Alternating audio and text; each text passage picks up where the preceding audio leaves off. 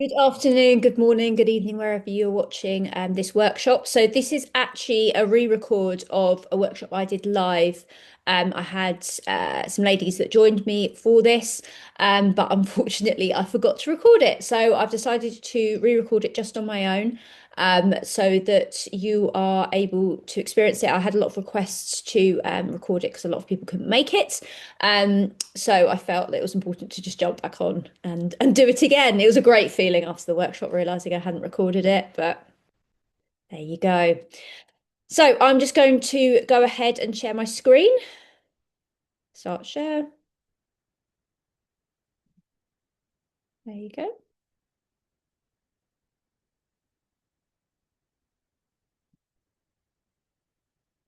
So welcome.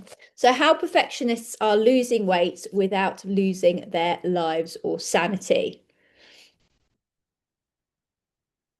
So, about me, I'm Katie, and I was started dieting when I was 10 years old.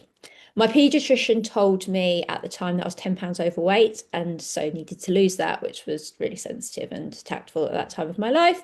I went on to lose 2 stone. This then triggered a over 10-year cycle of fad dieting, restrictive dieting, my weight flying up and down, terrible body image and self-worth, and an awful relationship with food. I also struggled with anxiety and ADHD and developed chronic fatigue syndrome at the age of 10 and was homeschooled from the ages of 13 to 17, going back to school for A levels a year behind.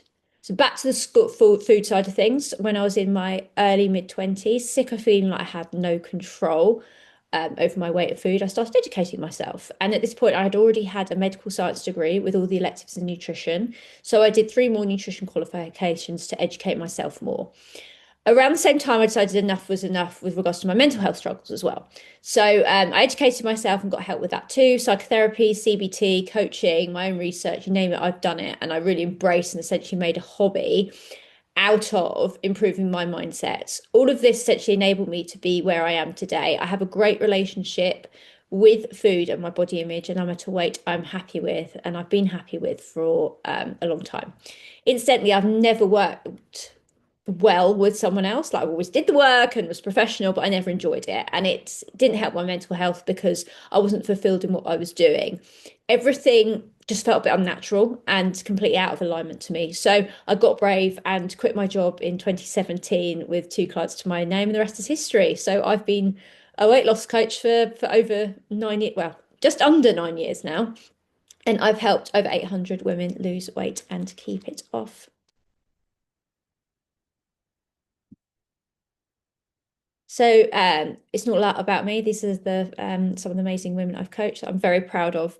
Um, I've obviously not just helped myself. As I said, I've helped over 800 women. So some may say aesthetics are vain and not important, but you can't underestimate how empowering it is to have that body confidence. When you have that confidence, all areas of your life improve. You've got confidence to do whatever you want. I've had so many women that because of how they feel, they're doing a different job, they've quit their jobs, they're in amazing relationships, they've got a better relationship with their family. It just extends to everything. So, a prime example of this is my client Sharon. So, an amazing quote, I feel pretty again. So Sharon is a managing director at a PR firm in Dubai. So she's actually originally from Leeds, and she was an emotional eater and had an all or nothing personality. So she gained a lot of weight when she moved to Dubai, because she had a very social lifestyle. So for those that are familiar with the lifestyle over there, it's can be very heavy on the bottomless brunches, the meals out, lots of drinks, as a way of obviously making friends. But obviously, as well, it's very, very hot in the summer. So a lot of things go indoors, and it is one of the main things to do at that time of year is to go for meals and drink inside. So her job was also very demanding, obviously, and fast paced. It's in PR as well, so she was had a lot of responsibility, and the nature of her job, and as an emotional eater, when she was stressed, this became an issue as well. She was training 5 times a week at F45 and confused about where she was going wrong. which is very common. I find that a lot of women are exercising, they're exhausting themselves in the gym and don't understand why they're not losing weight. And she certainly wasn't an exception here. So she lost over 50 pounds, 22.7 kilos. We obviously helped her with her emotional eating, moving away from the perfectionism all or nothing, flexible eating and dieting lifestyle. So she was still able to have her social life, but there were some smart swaps we made to ensure that she was still enjoying herself, but also not relying on that for those dopamine hits, which I will go into later. So she says, I've gained confidence in every area of my life via this journey: work, dating, clothes, going out and socializing with new people. So what will we be doing today? So I want to show you how to build an unstoppable weight loss mindset. So one of the reasons I wanted to do this webinar was essentially to protect you. So there's a lot of unhealthy, honestly dangerous diets out there, charlatans, people out there trying to make a quick buck with very little effort. None of these offer a long-term solution. We blame ourselves, think what's wrong with us? Why aren't we able to lose weight and keep it off? What's wrong with me? None of these diets enable you to lose weight and keep it off. It's the diet's fault, it's not yours, but it is your responsibility now to move away from these and go into something more sustainable and dedicate your time and resources to doing so. So I'm also going to let you in on the mindset formulas I use for my own clients to create a bulletproof mindset where they're able to lose weight and keep it off. I'm also going to let you into the weight loss protocol I use with my clients. No one should be on a 1200 calorie keto, no carb, shake diet to lose weight. I'm also going to teach you how to calculate your own calories so that you have your own bespoke, tailor-made formula for weight loss where you won't be starving hungry all the time. Because you won't be eating next to nothing. These will be appropriate for you and your activity levels, your height, weight, and age. You shouldn't be miserable when you're on a diet. You should be comfortable, and there's sacrifices to be made along the way, but you shouldn't be restricted and starving hungry when you're choosing to try to lose weight. And you can start with your journey today. Once you have that calculation, you're good to go. I will, of course, be running through why perfectionism is the #1 personality trait in those that are struggling to lose weight, how to move past this, and how to tackle stress and overwhelm. So not only does your mental health improve, so does that number on the scales. So whether you want to drop a dress size, lose a lot more weight than a dress size, or just lose a bit and get a better relationship with food, there's something for everyone in this workshop. I'll also be doing a Q&A at the end, so I can answer all the questions, but feel free to message me anything in the chat below this video, so in the comments section, and not the chat. You can tell I'm still on autopilot from doing this workshop a couple of days ago. Yeah, comment below any questions, or message me on Instagram would be even better, to be honest, because I'm not on YouTube as much. So if you would be able to actually thinking about it, DM me instead, that would be amazing. So the PowerPoint won't be too long, although we have got a lot to get through. I know once we leave school, our attention spans for this type of thing dwindles. And to be honest, it's all very simple once you understand the concepts. So motivation is a myth. So a bit of a gotcha moment. I talk about motivation a lot, but it's a bit of a false currency. So it's really important you hear this. And actually, I did originally, for those that are watching this, maybe later on the replay, I did this workshop in January. It's the most important month you need to hear this, because people talk about motivation, about goals, about new year, new me, and it puts a lot of pressure on you. Like, you feel you should be motivated, and actually often you aren't feeling it. The reason being that the problem with motivation and willpower is that it fluctuates and it's extremely temperamental. So motivation will always decrease when we are tired, when we are stressed, when we are in the pre-period, so the luteal phase of our cycle, when we are ill, when we have a lot going on in our lives. So even, your kid being unwell or not sleeping properly, this is all going to contribute. So AKA things that happen every month, even across a week. Studies also show that willpower actually decreases as the day goes on. So why are we relying on something that is so fundamentally unreliable?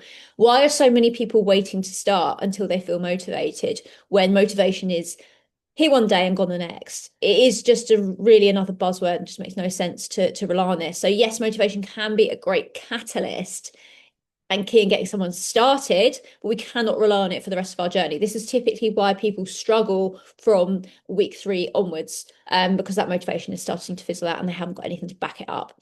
So this is also further compounded by the fact that the vast majority of us were bombarded by media from a young age to believe that thin was the way to be beautiful, and enough. So we grew up thinking we needed and should be a certain weight or size rather than focusing on what we truly wanted. So this is actually also massively impacts our motivation levels because we weren't aligned with what we wanted. So all of this means essentially that we need to change our mindset and switch gears to another method of keeping us going. So that is alignment with your true goals and values. So we need to shift your mindset and setting goals that are important to you.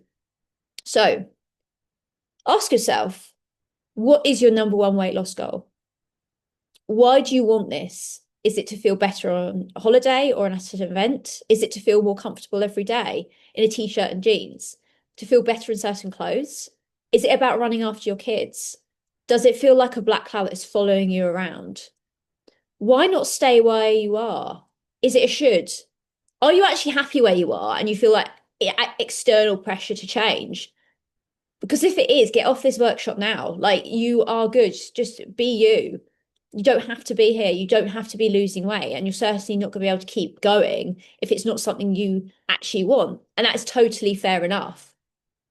But you've got to make sure it's something that you do want. Otherwise, don't do it.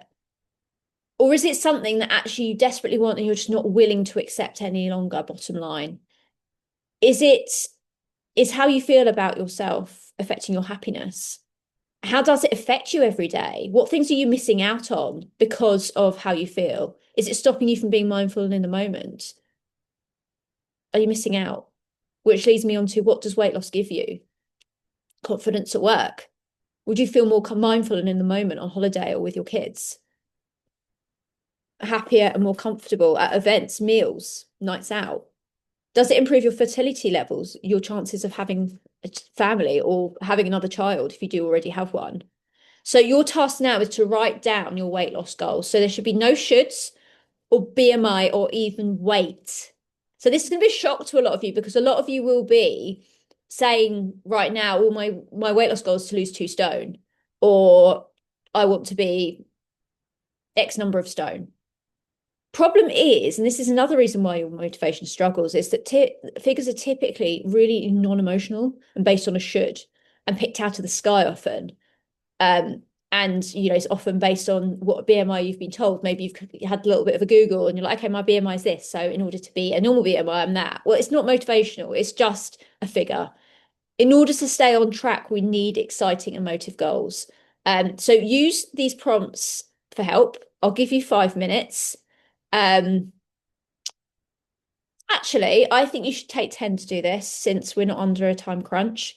So pause this now and come back to it. And I'd love you to actually message me and share your goals. And we can keep the conversation going. Okay, so give yourself 10 minutes. No excuses. Okay, we're back. So next, perfectionism. So we're going to go through perfectionism, overwhelm, and stress, but we're going to start with perfectionism first. So perfectionism is actually one of the reasons why so many people struggle with losing weight. As I said, it's one of the top personality traits for someone that is struggling to lose weight. Why? Well, it's actually the lowest standard of them all. People think, oh, I've got high standards. It's not about having high standards. It's the lowest standard of all because perfectionism simply doesn't exist. We need to stop wearing perfectionism like a badge of honor. As I said, it's not about having high standards, it's insecurity. So we seek perfection because if we are perfect, no one can judge us. The problem is with perfectionism is that we become so fixated on plan A with everything being perfect, calories being spot on, meals being perfect, low carb, perfectly clean, all our points being lined up, everything being meal prepped, giving it everything. But the problem is life isn't perfect. You forget your meal. Our meetings at work overrun. Our child's unwell. We don't sleep very well and we forget to have breakfast. Or we mess up and have a chocolate. And as things goes wrong, perfectionists have a really hard time adapting to this. And I was exactly the same. I really struggled. I thought I had to be either spot on, or if I couldn't do that, I'd failed and I might as well give up. So often, like I did, the fuck it, I failed. I might as well continue button is pressed, and we give up until the next time that we feel motivated to start dieting again, or we feel that shame around our bodies. The pressures of trying to be perfect and hold everything together often cause emotional eating as well. Perfectionists need to live in the grey area, the imperfect, and knowing that the odd chocolate bar won't mess up the progress, that missing a workout won't ruin your progress, and that having ready meals and sandwiches that are calorie counted for grab and go options are fine. They're not too high in carbs, they're not unhealthy, and they're not like a dirty food that you can't have. They're actually really key for when life gets busy or life changes, and they're a really good thing to have in your back pocket. But like I said, cake and biscuits don't ruin your progress. And actually, calorie counting would be really helpful to you as it educates you that the odd one is actually really insignificant. And we'll be going on to calorie counting shortly and why I'm such a big fan of it. And accepting and moving parts, this is something that I help my clients daily with, is these perfectionist traits, because it is a habit. And we have to dedicate time and energy to reversing these perfectionist habits, and often me calling them out on perfectionism and their way of thinking. We have to have very open communication, and I'm very encouraging of them, letting me know exactly how they're feeling with their perfectionism, and if they have any thoughts of failure or that they've done something wrong. I love them to message me straight away so we can start attacking this and getting rid of it. Because as I said, it takes time, but open communication is really key. So, stress and overwhelm. We run to food for a few reasons when we're stressed and overrun. So, we are, number one, when we are exhausted, we use food for energy. So, our biology actually changes when we are tired, which makes it even harder. So, combine that with, motivation being really fluctuating across a month or a day. We've also got that if we're not sleeping well, our biology changes, which makes it even harder. So no wonder we're struggling. So hunger hormones increase when we are tired, and the ones that tell us we are full decrease. We emotionally eat. So these foods release a chemical called dopamine, which gives us momentary relaxation and happiness. So dopamine is actually released when someone takes drugs or smokes, which is, I guess, technically a drug. And these are things that are also in food. So don't underestimate how dependent we can become on food. When we have that relaxation and happiness, that gets hardwired in our brains, because our brains think, brilliant, okay, cool. So I know now that this food is going to work in terms of making me feel better. It's generally quite cheap, it's effective, it's guaranteed, and it's easy. So your brain then hardwires that response. So next time you feel like that, you go to food. So this is highly individual and something I do adapt to every client. However, I have provided some great tactics that I wanted to share with you today. So something that's really important to help with stress and overwhelm is the pre and post sleep routine. So I call it the golden 90 minutes before bed. So no phones and keep the lights low. And I know people are like, oh my God, I'm used to being like in my bed on my phone before I go to sleep. This is one of the reasons why you're sleeping badly, and actually it can affect not just the quantity of your sleep, but the quality of your sleep. So we really need you off your phone for that 90 minutes before bed, okay? If you want to start with 30, that's fine, then 60, then 90, that's absolutely fine. I am generally fine with TV. So, go for it. A lot of people use that as a good option. I don't want to leave you with nothing to do. Reading would be even better. Having a shower or a bath, but just don't make it too hot, because that can wake you up as well. So if you are going to you do like a hot shower and bath, probably best to have that later on. Earlier on in the evening. So same with the morning. Those first 90 minutes, I feel like this could be even harder for you guys, but it's really important that you are really being careful with your phone first thing. So cortisol, our stress hormone, is really high first thing in the morning, and we really need to bear this in mind. Like, there's nothing wrong with cortisol. It's what wakes us up in the morning. It is required in our bodies, but we don't want to jack it up super high. This is where we start having problems, is when we're producing excess cortisol. And being on your phone, looking at negative things or going on social media and comparing yourself to others and being overstimulated is a big reason why our stress levels get so high early on in the day. And actually, just going back to the other end of the day, another reason why I encourage that 90 minutes before bed is also that you can go to bed on a really negative note. Again, those comparisons that I don't have this, I want that, a black hole of looking at politics. You're actually going to bed in a bad space and you're going to wake up in a bad space too. The energy we carry into going to sleep is the energy we wake up with. So really bear that in mind. Another thing that mums in particular find really useful and a huge benefit is getting up half an hour before everyone else. I do appreciate if you've got very young children, this might not be easy because you are up in the middle of the night and don't have much sleep. I'd much rather in that circumstance that you sleep as much as you can. Maybe this isn't for you, but if you can and everyone's sleeping okay, getting up that half an hour earlier, having a coffee in peace, starting your day in a calm fashion really sets the tone for the rest of the day. Breaks. So I like to call these like little handbrakes on our emotions. So the reason we run to dopamine is when our stress and overwhelm is at such a level that it's almost painful, and that we need to have that numbing and that change in state, and we get a bit desperate. What we want to do is stop this emotion building to the point where we're having to run to food. So if we can quell it earlier, we're much at lower risk of emotional eating, but obviously, of course, it helps our mental health as well. So we use these handbrakes. So stopping for 5 to 10 minutes when you feel tired or overwhelmed is really important, as it stops that emotion in its tracks, or at least lowers it, so we're not getting to that, essentially that threshold. So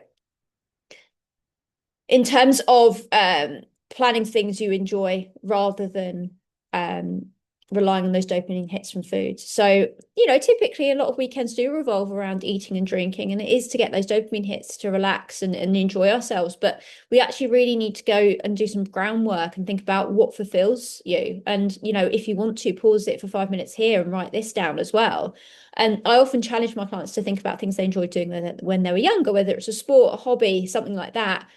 Get back into it. It obviously fulfilled you, and we want to get that dopamine hit from these things and trade that habit for something else. So swapping that reliance on food for something you genuinely enjoy and fulfills you. But even simple things like a bath, watching your favorite TV show without your phone in your hand, reading will hugely help. And going back to that TV side of things, I often say to my clients, "Oh, what do you do in the evening to relax?" They're like, "Oh, well, I'm in front of the TV, but I'm just sort of scrolling and flicking channels because I don't know what to watch." That isn't relaxing and that's not enjoyable. Actually set some time aside to find some recommendations of something you really enjoy watching, and you'll be surprised how much happier and more relaxed you are, and how much less you rely on food to get that dopamine hit and that relaxation.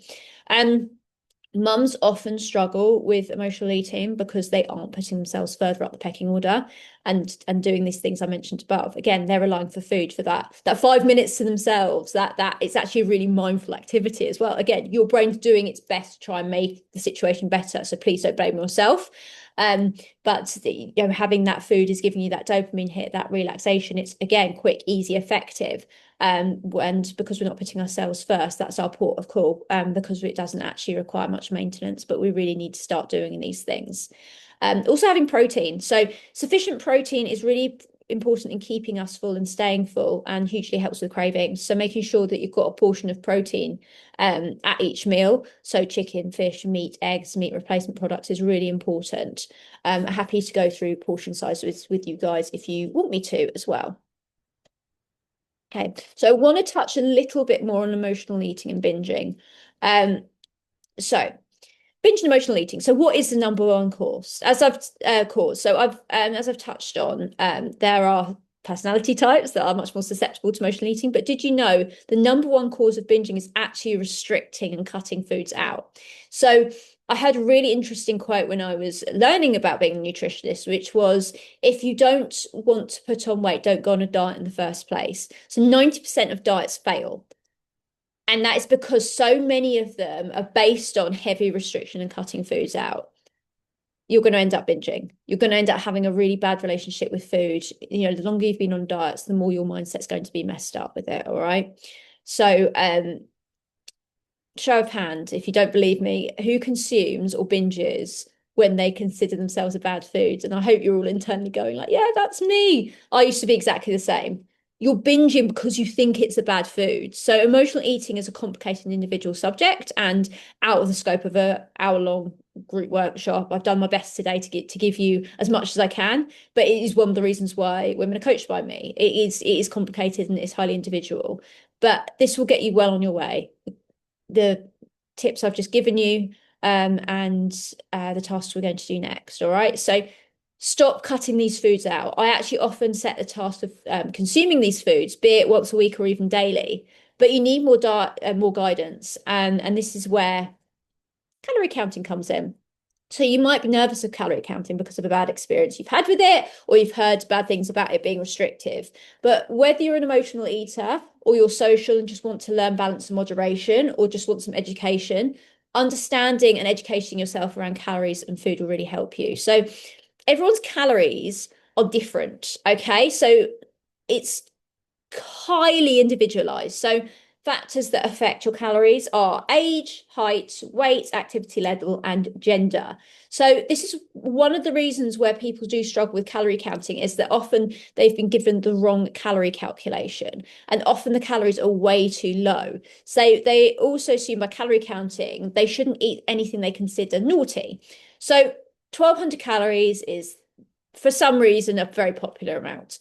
But bearing in mind how many factors are involved in calculating someone's calories, as I said above, do you think it's likely that we're all going to get on and eat 1,200 calories and get on well with that? I was given 1,200 calories as a figure back when I was dieting in my early 20s, but with my height and activity levels, I should have been eating 1,900. That's 700 more calories. No wonder I was bloody struggling. So, why is calorie counting great? So, education.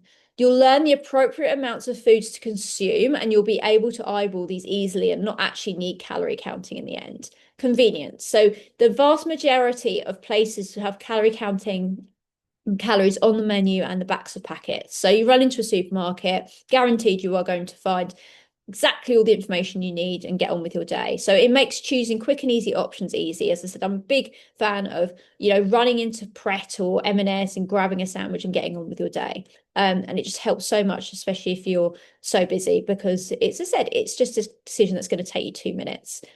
Another huge advantage is the flexibility they offer, which can hugely help with that overeat, restrict mentality I was talking about above. So I call this flexibility the 80-20 rule. So 80% of your diet is whole foods that assist with your day-to-day health and weight loss goals, and the other 20% is a bit of what you fancy. So chocolate, crisps, alcohol. This hugely helps with relationship with food, but also with long-term adherence. It's easy to keep going when you enjoy your food, and that should be just a given. Hopefully now you can see, for a lot of people, calorie counting is actually a really flexible way of dieting, not restrictive. So with this in mind, we are going to calculate the calories, your calories, so they are bespoke to you and mean you're not feeling restricted and hungry. So this is typically the formula we use. So it looks horrible and complicated and scary, but in the comments below this video, I'm actually going to send you a link to calculate your own calories. And it is just a case of adding your height and weight and age, I believe. Yeah, it will be. And you'll be well on your way. So this isn't complicated, guys. You can literally just had it at your fingertips the whole time. It's on Google. But I've put the link below for you. So give yourself 5 minutes, pause the video and get it done. So next, what we're going to do is then deduct 500 calories from this. That's going to be the calories I want you to be on in order to be in a calorie deficit and losing weight. Okay, simple as that. So January teaches us nothing. So it's not the most social of months, as we know, and a lot of people are doing dry January. So, and please, you can feel free to skip this if you're watching this in July or whatever, but you might find it useful to know this, because it does really tie into what I've been talking about with regards to perfectionism and all or nothing personalities. So, while I do appreciate your dedication in months like January, it's really important that you follow my tips with regards to including foods and drinks you enjoy in your life and socializing. So it's really important to think about what's going to happen in February and going forward for the rest of the year. So, let's say that you are watching this in July and you gave up drinking in January. Did that giving up drinking in January actually benefit you with your weight loss goals in the end? Probably not. Um, when these foods and drinks often come back in February, March, April, and we're not burying our heads in the sand. January isn't our reality. It's often a perfect environment, a little bit like COVID, where, I know a lot of people did struggle because they were drinking more and emotionally eating because it was stressful, but a lot of people also did very well. But it was because they could go out for runs, they had plenty of time to meal prep their food, they weren't working, or at least were doing reduced hours. Life got in the way, life came back, and they ended up piling all the weight back on. So with my clients, I do a time and lifestyle management report when they start, and a full mind body audit regularly. These are basically two of my weight loss coaching pillars, both of which are concerned with day-to-day life. So basically with these two things, I can assess which parts of their lives, number one, have contributed to the struggles with weight loss, be it weekends, social lives, or lack of sleep from having children, for example, and then work with them to ensure that their plan is tailored completely to them, the tough areas in their life, but also we know where to essentially attack and really focus on, but also to an extent embrace these areas of their life. Certain things aren't going to go away. Unfortunately, that lack of sleep from having children probably isn't going to go anywhere for a little while. So we've got to make these plans feasible with their lifestyle. So I essentially then refer back to this week each week so that they are staying consistent and being consistently looked after and achieving their weight loss with their lifestyle and its barriers in mind. And we are chopping up that motivation past that 3 week mark. So let's talk about one of my bugbears. So, as I said, I've already started talking about it. I'm obsessed with it. I hate dry January. Again, look, you can skip forward if you like, but I do think it's really important to talk about. So, what I've mentioned above is the reason why when we don't learn anything and we just cut stuff out like we do with carbs, it doesn't help our mindset around alcohol. It doesn't. Cutting anything out is not going to help your relationship with it in general. Okay, I know there's exceptions with regards to going sober. I totally respect that, but for the average Joe, it's not going to help you. It doesn't equip us with the tools we need to learn how to moderate. And if anything, it makes it worse. So if you need any convincing at this point, and I've alluded to it already, have you ever given up carbs or chocolate before? What happens if you have a bad day or lose motivation in that period? You binge on the thing you gave up. Plus, people actually often gain weight in January as they seek relaxation, the feeling alcohol gives us elsewhere in food. All right. So you're just swapping one dopamine hit for the other. So contrary to popular belief, you can drink alcohol and lose weight. So there's several tactics I use with my clients when it comes to the weekends and alcohols and holidays.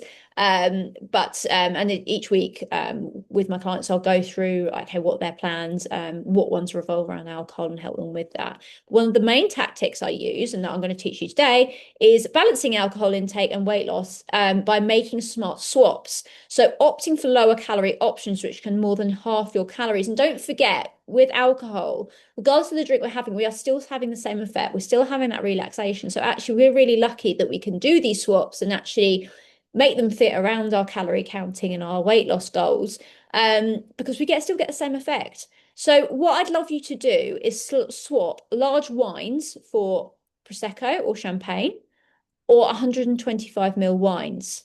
Okay, so Prosecco and champagne are naturally served in 125 ml servings. If you're at home, I'd suggest you get a 125 ml jigger. Use that as a serving. If you are in a bar or restaurant, they might not have the smalls, which is the 125 ml, on the menu. It's really important that you're aware that in the UK, legally, they have to serve these. All right. So if they say they don't have that, that's not actually the truth. So do push with this and make sure that you do get your 125 ml. By doing this, you are halving the calories. Okay. So this is massive. All right. So you could easily just be losing weight each week by just making these smart swaps. All right. Because you are halving your calories every time you make one of these smart swaps. So good options as well. Instead of espresso martinis or porn star martinis, go for mulled wines. These are about 140 calories. Same with Aperol spritzes, really good option. Bellinis and mimosas are about 120 calories each as well. Again, really good options. Pints of beer, swap for bottle beers. So you're getting the same taste, guys, but you're getting half the calories again. So this is a really, really strong option for you. So A lot of you don't really need more tips. In fact, probably some of you know more than a lot of nutrition students know at this point. And I've actually coached people who have got nutrition degrees, all right? So it's not just about education. So you need the consistency, more mindset shifts. So we have started with that today, but also accountability and support. So I've given you as much as I can today, as much as I can in a group 1 hour workshop, and it's a great start for you. And thank you for making it to this point. That shows real dedication and shows that you really want to change for good. But particularly on the mindset and motivation side, it does need to be revisited often, every day, in fact. All right. So I message my clients every day. You need that support, help, and accountability to make those mindset changes stick and continue into habits long term and help with motivation and morale so you can lose weight and keep it off. This is particularly true if you struggle to lose weight or have been dieting for a really long time. As I said earlier, those mindset issues do build up and it becomes harder and harder.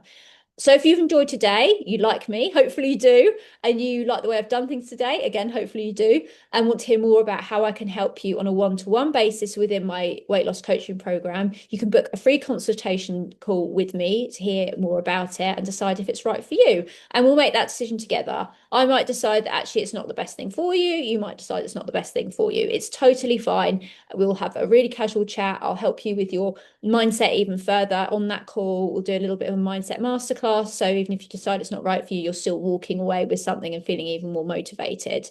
They're absolutely free with no obligations. It's all about us having a chat and figure out whether this be the right program for you. So to book, just drop me a message on Instagram, DM me the word change, or just simply say you'd like a call with me. You can also hit the link in my Instagram bio and directly book a call there. So at this point, I would ask for any questions. But of course, if you do have any questions and want to go through anything, please just, again, DM me on Instagram. I'm here all the time. So please just message me with anything you want to go through. Obviously, if you want to book a call or book a consultation call, message me, hit the link in the bio. But anything you need, please let me know. I hope you enjoyed this presentation. I really hope it's given you lots of tips to go away with, and I really hope that you're able to implement straight away that calorie counting, those mindset tips from today and going forward. And please let me know if I can help any further. Thank you so much.